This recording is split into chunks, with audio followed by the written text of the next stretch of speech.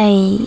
In front of me is ZTE Blade V40S, and today I would like to show you how you can manage location of this device. First of all, go into Tab menu. Now look for location icon, and when you find it, click on it. As you can see, mine is gray. That means that location is now off. But you can always turn it back on by clicking on the same shortcut.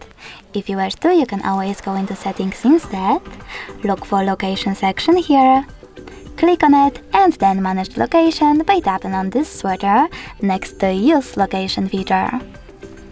Thanks so much for watching. If you enjoyed this video, leave a like, comment and subscribe. Bye!